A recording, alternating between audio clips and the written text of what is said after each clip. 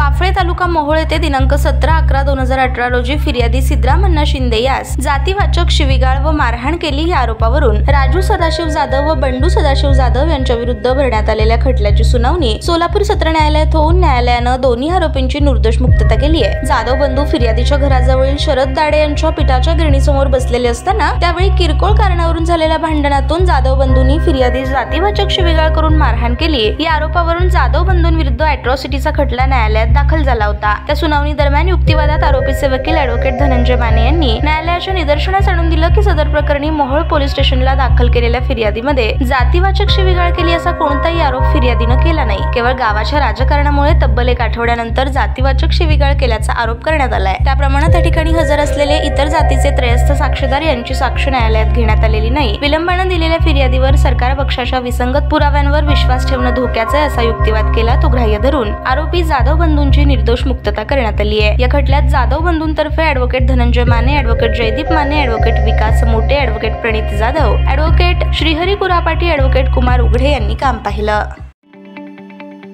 ताज्या बातम्या पाहण्यासाठी प्राईम महाराष्ट्र न्यूज चॅनलला सबस्क्राईब करा।